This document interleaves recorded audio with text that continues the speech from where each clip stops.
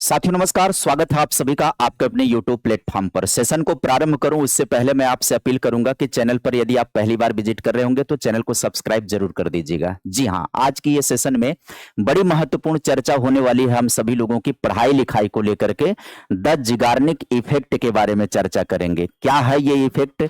तो कई बार आपको ऐसा लगता होगा, मैं आपसे एक सवाल पूछता हूं कि आपको ये आपका अपना निजी मामला है, ये आपकी अपनी समस्या रही है और हर एक विद्यार्थी की समस्या रही है कि क्या आपने ऐसा कभी फील किया है कि पूरी रात आपने जाग करके पढ़ाई करी या आपने पिछले 3-4 दिनों 5 दिनों तक खूब मेहनत से पढ़ाई करा, लेकिन आपको ऐसा लगता है कि आपने जो कुछ भी पढ़ा है सब भूल गया है। आपको ऐसा लग रहा है कि जो कुछ भी आपने पढ़ाई लिखाई करी है सब गायब है, सब भूल गया है। इसके पीछे का कारण क्या है कि आप वर्षों पहले कोई वेब सीरीज देखे हुए हैं, कोई मूवी देखे हुए हैं, उसका जो सस्पेंस वाला सीन है वो आज भी आपको याद है। आपने पंचायत देखा, आपने मिर्जापुर देखा, आप अगले सीरीज का इंतजार कर रहे होंगे कि आगे क्या होगा। पिछली स्टोरी आपके दिमाग में बैठी पड़ी हुई है कि यहाँ पर स्टोरी खत्म हुई है, आगे क्या होने वाला है। 3-4 वर्ष पहले आपने कोई सीरीज देखी है, उसका सस्पेंस आज भी आपको याद हुआ है, लेकिन आपने पढ़ाई करी रात में, लेकिन सुबह आप सोच रहे हैं तो आपका भूल चुका है। ऐसा इसलिए होता है क्योंकि हम सभी लोगों की जो पढ़ाई चलती है मनोविज्ञान के एक बहुत बड़े नियम के खिलाफ जाकर के हम लोग पढ़ाई करते हैं। आज हम सभी लोग उसी बड़े नियम की चर्चा की बात करेंगे, जिगार्निक इफेक्ट की बात करेंगे। क्या है जिगार्निक इफेक्ट? जो बेस्ट स्टडी है किसको कह सकते हैं, वैज्ञानिक तरीका पढ़ाई करने का। अगर आप इसको फॉलो करेंगे तो आपकी पढ़ाई बहुत बेहतर होगी और आप जो कुछ भी पढ़ेंगे वो भूलेगा नहीं। बस आपको पूरे सेशन में बने रहना होगा, हर एक बात को समझते जाना होगा और जो भी तरीका बताया जाएगा उसे फॉलो करना है आगामी आने वाले समय में अपनी पढ़ाई लिखाई में। पहले आप जान लीजिएगा जिगार्निक इफेक्ट होता क्या है। मेमोरी और लर्निंग का यह एक कॉन्सेप्ट होता है, द जिगार्निक इफेक्ट क्या है, पहले आप इसको समझ लीजिएगा। जिगार्निक प्रभाव मनोविज्ञान का वह सिद्धांत है जो बताता है कि मनुष्य पूर्ण हो चुके कार्यों की तुलना में अधूरे या बीच में छोड़े गए कार्यों को अधिक आसानी से और बेहतर तरीके से याद रखता है। समझ रहे हैं? जो कार्य पूरा कर चुके होते हैं हम सभी लोग, दिमाग संतुष्ट हो चुका होता है, उसकी तुलना में जो कार्य हमारा अधूरा होता है या बीच में छूटा होता है, सस्पेंस में होता है, हम उसे लंबे समय तक याद रखते हैं। इसी कारण तो पढ़ाई करने के बाद 4 घंटा हम अपने दिमाग को मैसेज देते हैं कि आज का काम पूरा हो गया, हमारी पढ़ाई पूरी हो गई, हमारी तैयारी पूरी हो गई। एक संतुष्टि का भाव दे देते हैं अपने दिमाग को। लेकिन वहीं पर कोई वेब सीरीज देखते हैं, वो वेब सीरीज जाकर के अंत में सस्पेंस पर समाप्त होती है और वो चीजें दिमाग से उतरती नहीं, क्योंकि हमारा सस्पेंस अभी दिमाग पड़ा हुआ, अभी दिमाग में संज्ञानात्मक द्वंद पैदा हो गया है कि आगे क्या होगा। वो चीजें लंबे समय तक याद रह रही हैं। ऐसा कई बार हुआ है कि जो परीक्षा में प्रश्न आप हल कर रहे हैं, जिसका उत्तर नहीं आता है, वो पूरा प्रश्न आपको याद रहता है उनकी तुलना में जिनका आसानी से उत्तर आ गया। आप पेपर देने गए, परीक्षा में बैठे, आपने पूरा पेपर हल करना शुरू किया, आपको कई सारे सवालों के उत्तर आ गए और आपने उत्तर ओएमआर में भर दिया, लेकिन बीच बीच में एक आध सवाल ऐसे होते हैं जिसके उत्तर नहीं आते हैं। आप उसके करीब होते हो लेकिन उत्तर मिलता नहीं है। आप देखिए, परीक्षा के बाद लंबे समय तक आपको वो क्वेश्चन याद रहता है जिसका उत्तर आपको नहीं मिला है। जैसे ही उत्तर मिल जाएगा, संतुष्टि का मैसेज चला जाएगा, वो वाला प्रश्न भी भूल जाएगा। इसको बोलते हैं जिगार्निक इफेक्ट। ब्लूमा जिगार्निक जो है एक रूसी मनोवैज्ञानिक थी, इन्हीं के द्वारा यह सिद्धांत दिया गया। ये कुर्तलेविन की शिष्या रही हैं। कुर्तलेविन जो गेस्टाल्टवादी मनोवैज्ञानिक थे, ये उनकी शिष्या रही हैं। मनोविज्ञान में कुर्तलेविन के विचार और गेस्टाल्ट मनोविज्ञान को ये गहराई से प्रभावित करता है सिद्धांत। आइए समझते हैं इसकी बारीकियों को, फिर इसका हम लोग इस्तेमाल कैसे करेंगे, इसका हम अपने पढ़ाई में कैसे उपयोग करेंगे। मूल निष्कर्ष है, हमारा दिमाग समापन चाहता है, क्लोजर चाहता है। जब तक कोई काम पूरा नहीं हो जाता है, दिमाग उसे एक्टिव रखता है। बस यही करना है आपको, दिमाग को एक्टिव रखना है। बताता हूं कैसे एक्टिव रखना है। पहले आप समझ लीजिएगा इनका प्रयोग, जो ब्लूमा जिगार्निक ने अपना प्रयोग किया था, इत्तेफाकन इनका प्रयोग हो गया था, जानबूझ करके इन्होंने प्रयोग नहीं किया था। असल में 1920 के दशक में ब्लूमा जिगार्निक वियना के एक रेस्टोरेंट में बैठी थी। उन्होंने देखा कि वहां के वेटर्स ग्राहकों के जटिल और बड़े बड़े ऑर्डर बिना लिखे हुए जुबानी याद रहते थे। जैसे आप भी कभी होटल में जाते होंगे, ये होटल में आपने गया, आप भी कोई मेज पकड़ करके, टेबल पकड़ करके आप भी बैठ गए और आपने ऑर्डर दे दिया, वेटर को बता दिया कि ये चीज लेकर के आओ। वेटर के दिमाग में इस टेबल पर क्या क्या ऑर्डर हुआ है, कौन कौन सा आइटम गया है, ये उसके दिमाग में याद रहता है। तो सोचो आप अलग अलग टेबल पर लोग बैठे हैं और अलग अलग टेबल की पूरा उसको वेटर को याद रहता है कि इस मेज पर क्या खाए हैं, उसी के हिसाब से तो वो बनता है, बिलिंग करता है, फिर आपका बजट तय होता है। तो आप सोचिए ये अनुभव उन्होंने किया था 1920 के दशक में। ब्लूमा जिगार्निक जो है वियना के रेस्टोरेंट में बैठी थी, उन्होंने देखा कि वेटर्स ग्राहकों के जटिल और बड़े बड़े ऑर्डर को बिना लिखे जुबानी याद रखते थे। अब क्या हुआ, चौंकाने वाला तथ्य आया। जैसे ही ग्राहक अपना खाना खाकर बिल का भुगतान कर देता था, वेटर उस पूरे ऑर्डर को तुरंत भूल जाते थे। उसके बाद पूछा गया उनसे कि फला मेज पर बैठा हुआ व्यक्ति क्या खाया, तो बाद में वेटर नहीं बता पाए। जब बिलिंग का कार्य हो गया, जैसे ही उन्होंने अपने दिमाग को मैसेज दे दिया, क्लोजर का, समापन का मैसेज दिमाग को चला गया कि ये फला मेज पर बैठे हुए लोग खा करके चले गए। कुछ देर के बाद इन्होंने जब उनसे पूछा कि उस मेज पर बैठे लोगों ने क्या खाया, आपको याद है, तो अधिकांश कंडीशन में याद नहीं था कि उन्होंने ऑर्डर कौन कौन सा किया था, क्योंकि उसके बाद उनको नया टास्क मिल जाता है। निष्कर्ष यह है कि जब तक ऑर्डर का बिल नहीं चुकाया गया, अधूरा काम था। वेटर के दिमाग में संज्ञानात्मक तनाव यानी कॉग्निटिव टेंशन बना रहा, जिससे मेमोरी एक्टिव रखा उसने। बिल देते ही तनाव खत्म हो गया और मेमोरी क्या हो गई, इरेज हो गई। तब इनका दिमाग काम किया और इन्होंने कहा कि इसका मतलब है कि इस आधार पर हमारा मस्तिष्क काम करता है। इसके पीछे का मनोवैज्ञानिक कारण आप समझिए। संज्ञानात्मक तनाव, जब हम कोई कार्य शुरू करते हैं तो हमारे मस्तिष्क में उस कार्य से जुड़ा एक विशिष्ट तनाव उत्पन्न होता है।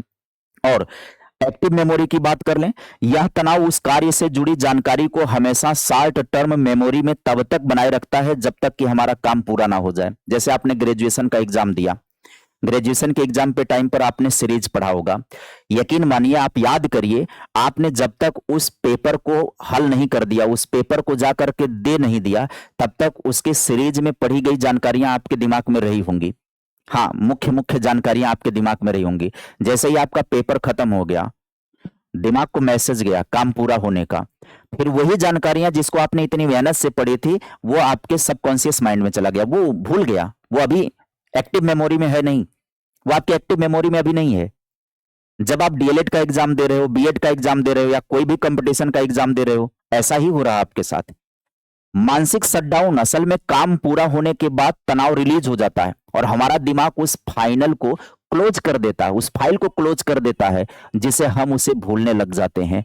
ये भूलने की पद्धति ऐसे ही चलती है। अब आगे समझिएगा, वास्तविक जीवन के दिलचस्प उदाहरण कुछ आप समझिएगा। जैसे आप देखिए TV serial, web series. TV serial हमेशा एक सस्पेंस पर खत्म होते हैं। यह अधूरापन दर्शकों के दिमाग में जिगार्निक प्रभाव पैदा करता है, जिससे वो अगले दिन का एपिसोड देखने के लिए बेचैन रहते हैं।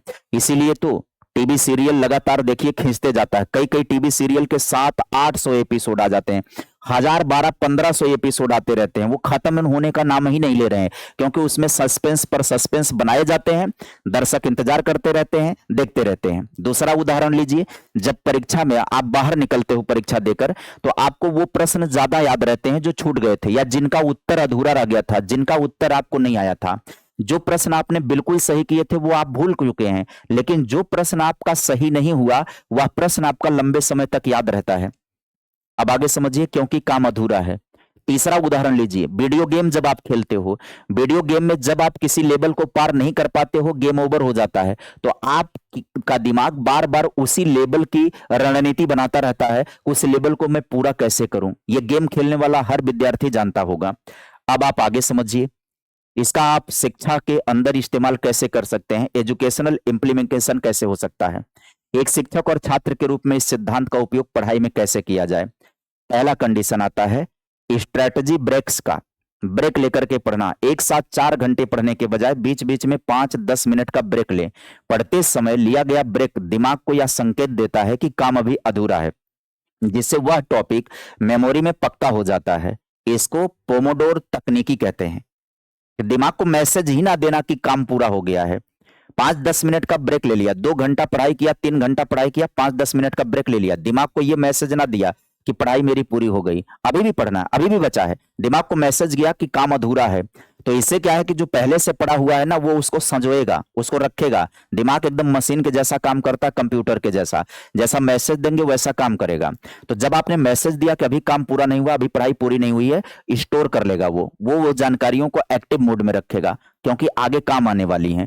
तब आप 5-10 मिनट के बाद फिर पढ़ाई करना शुरू करेंगे। फिर दिमाग को ऐसा ही मैसेज दीजिए, लगातार मैसेज देते रहिए। काम अधूरा है ऐसा मैसेज दिमाग को जाना चाहिए, पढ़ाई पूरी नहीं हुई ऐसा मैसेज जाना चाहिए। जिज्ञासा, शिक्षक के रूप में क्लास में अंत में एक दिलचस्प सवाल छोड़कर, तो ये तो हम लोगों के काम में आने वाला है कि छात्र अगले दिन उस अधूरे सवाल का जवाब अपने दिमाग में खोजते रहते हैं, जिस प्रश्न को आप अधूरा छोड़ करके गए हैं।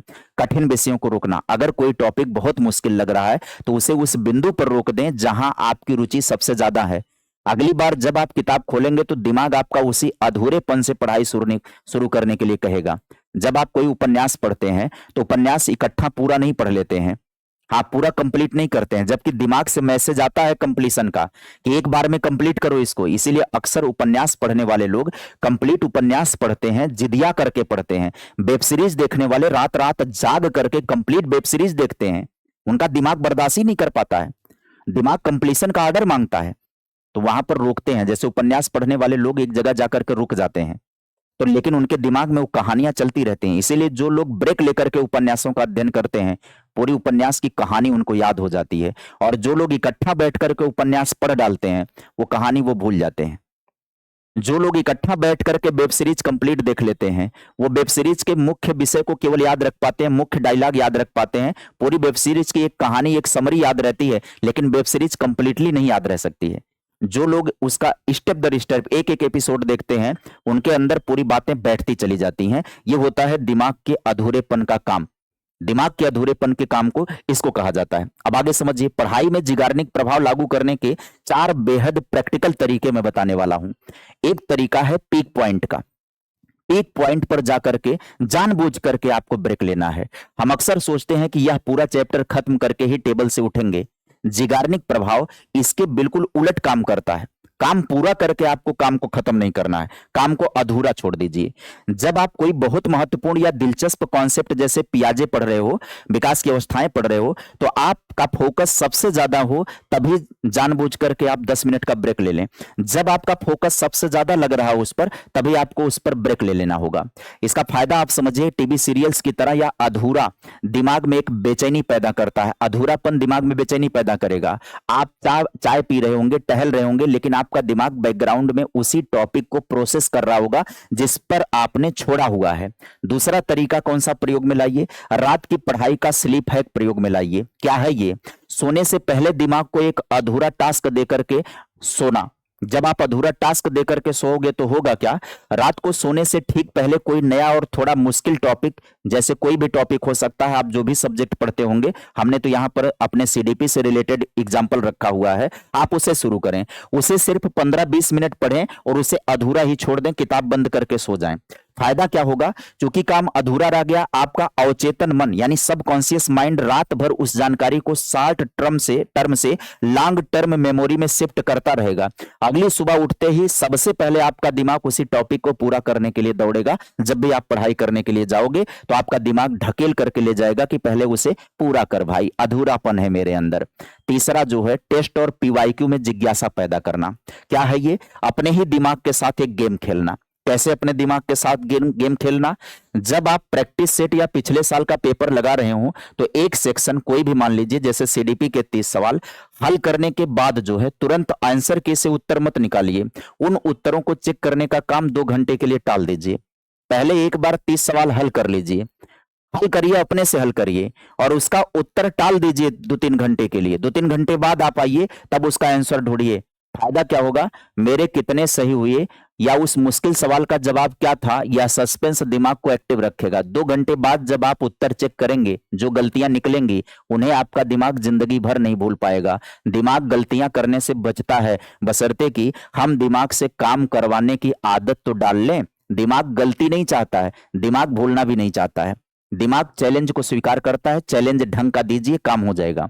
ब्लैकआउट और ब्लैंक पेज हैक एक तीसरा चौथा होता है। क्या है? जो पढ़ा है उसे बीच में ही रोककर खुद का टेस्ट लेना।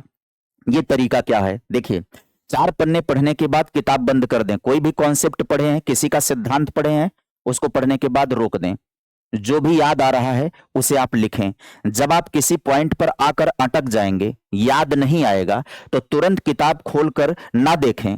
ज्यादातर लोग यही गलती कर देते हैं, तुरंत किताब खोल करके देखते हैं। उस अधूरेपन के साथ थोड़ा सा संघर्ष करें, लड़ें। यह संघर्ष जिगारने के इफेक्ट को ट्रिगर करता है। इसके बाद जब आप सही जवाब देखेंगे तो वह दिमाग में हमेशा के लिए छप जाएगा, चाहे आप उसे लिखें या ना लिखें।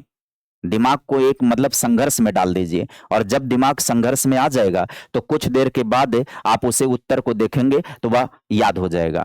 तो साथियों, अंत में मैं आपको संदेश दूंगा कि रटना छोड़िए, अपने दिमाग के काम के तरीके को समझिए, साइकोलॉजी को समझिए। अधूरा छोड़ना कोई बुरी बात नहीं है अगर वह एक सही रणनीति के तहत किया जाए। तो आज के बाद अधूरा छोड़ना आपके लिए फायदेमंद होगा, बशर्ते कि अधूरा कहां छोड़ना है, जिगार्निक इफेक्ट पैदा करके दिमाग में अधूरा छोड़ना है। पढ़ते पढ़ते पढ़ते पढ़ते उठ के कहीं चले गए, अधूरा ही छोड़ दिया, लेकिन दिमाग को मैसेज दे दिया कि आज की पढ़ाई पूरी हो गई। ये मैसेज नहीं देना है। वीडियो को 2 बार देख लीजिएगा और इसको अपने जीवन में इंप्लीफाई करिए, आनंद आएगा। इसको एप्लीकेबल बनाइए, अपने जीवन में व्यवहारिक बनाइए, इसको आपकी पढ़ाई में 4 चांद लगा देगा। अगर आपको वीडियो अच्छी लगी होगी, जानकारी अच्छी लगी होगी, सारी चीजें समझ में आई होंगी, तो वीडियो को लाइक करना ना भूलिएगा, और चैनल पर नए होंगे सब्सक्राइब करिएगा। भेज दीजिए वीडियो को अपने ज्यादा से ज्यादा मित्रों के पास। ऐसा आपको बेहतरीन टॉपिक कहीं नहीं मिलेगा पढ़ने के लिए। इस तरीके का टॉपिक आपको मैं लगातार दूंगा आने वाले टाइम में लगातार वीडियो पाएंगे। इस तरीके का जो टॉपिक होगा, जो आपके व्यक्तित्व, आपके पढ़ाई, आपके स्किल को बेहतर करेगा, ऐसा ही टॉपिक, ऐसा ही ट्रेनिंग वीडियो आप सभी को मैं प्रदान करूंगा। अब ये सेशन आपका शुरू हो गया, ये सेशन आपका अनवरत चलेगा। आज के लिए फिलहाल इतना ही। Bye bye, take care, thank you.